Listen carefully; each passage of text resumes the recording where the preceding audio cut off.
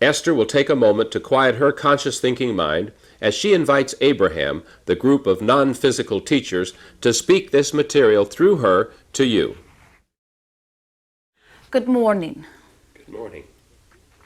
We are pleased to interact with you upon this selected title, The Deliberate Creative Process.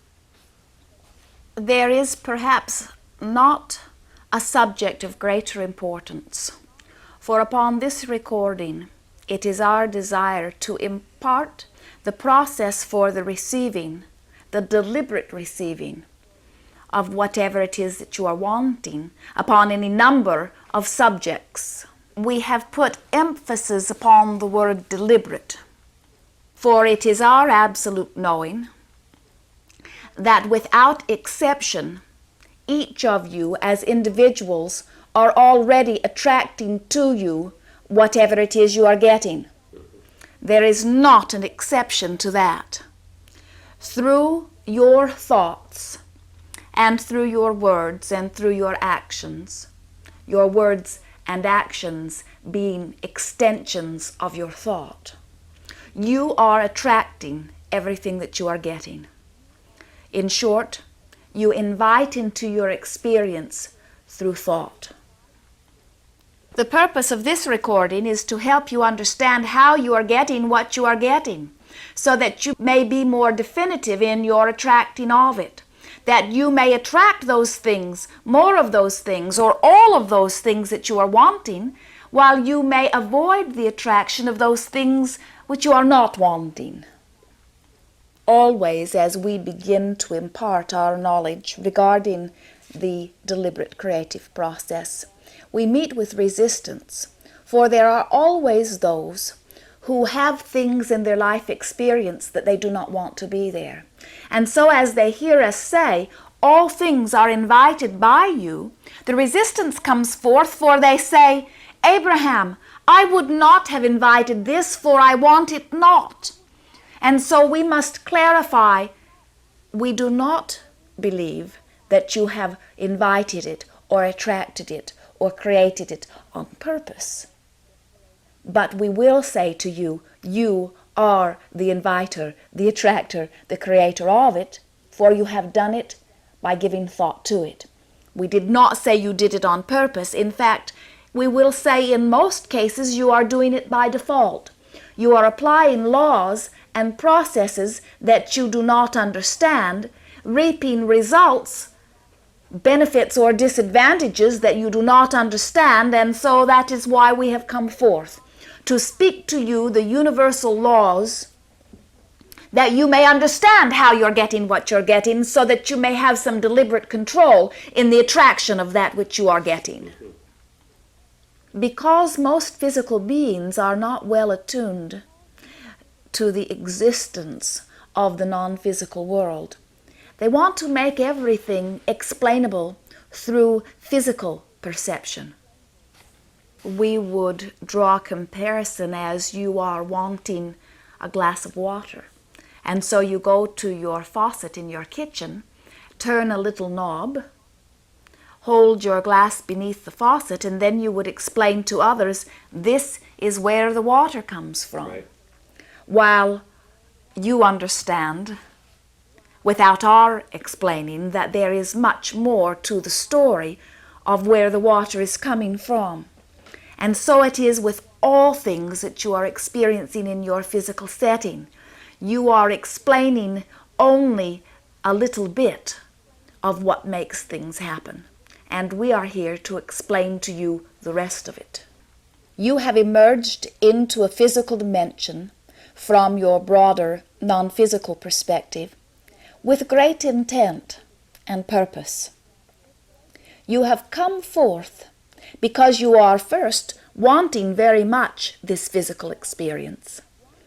It is not the first of such experiences. You have had many physical as well as non-physical life experiences.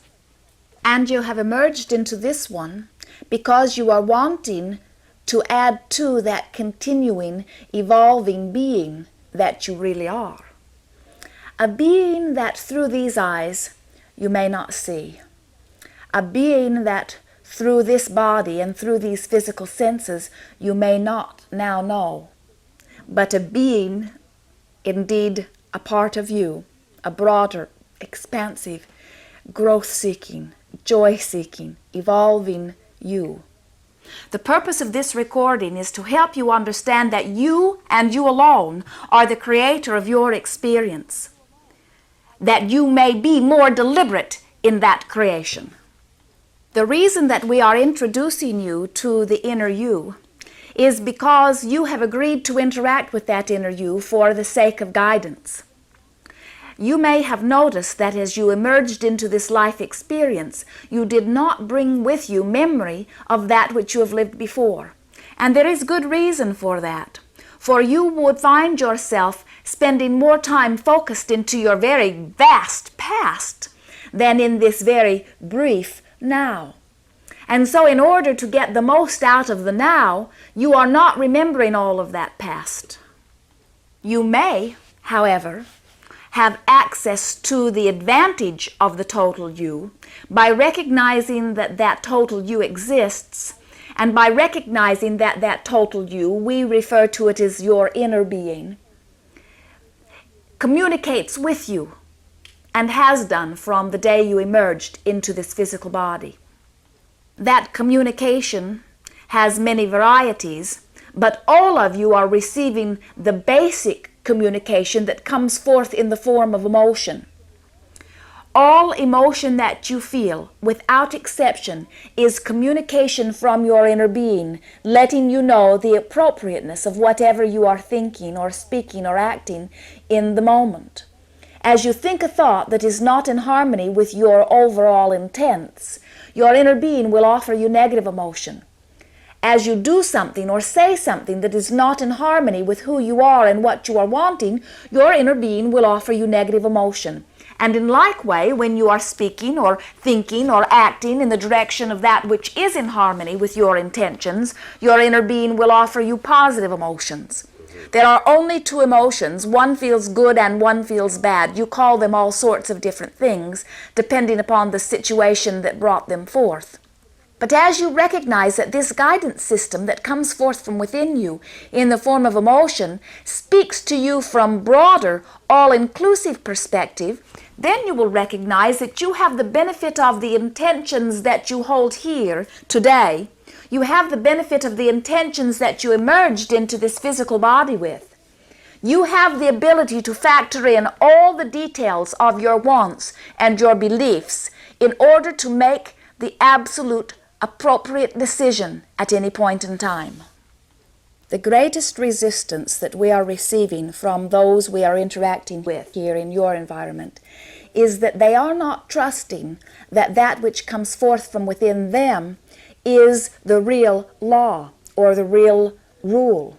They are worried that there is some greater judgment that they may not be receiving, and they are afraid to move forward trusting their own guidance, their own conscience, so to speak, because they believe that there may be someone who knows more clearly what is appropriate for them. Most physical beings do not trust themselves, which is amazing to us, for it is our knowing that that which comes forth from within you is all that you may trust. But instead, they are spending most of their physical lifetime seeking a set of rules or a set of people, a religious group, if you will, who will tell them what is right and wrong. And then they spend the rest of their physical experience trying to hammer a square peg into a round hole, trying to make those rules, usually rules that were written thousands of years before this time, fit into this life experience. As a result, what we see for the most part is frustration and at best confusion. And we also have noticed that there are many who die every year as they are arguing about whose set of rules is most appropriate. We say to you that overall, all-inclusive, never-changing set of rules does not exist. For you are ever-changing, growth-seeking beings. If your house were on fire, and the firemen came with their truck that marvelous equipment with the big long hoses and all of the water surging through, and put the hoses into your house and extinguished the flame, you would say, indeed, that is most appropriate behavior. But if on a day when there was no fire, those same men and the same hoses were to enter your house spraying water around, you would say, indeed, that was not appropriate. And so it is with the laws that you are passing one from another. Most of them are not appropriate to that which you are now living. If you had not intended growth, you would not be here in this physical life experience. And if that which was figured out long ago was the ultimate, then there would be no reason for your existence today. You are here as an expanding, ever-changing, growth-seeking being because you are wanting to add unto that which you understand, and you are wanting to add unto that which all that is understands.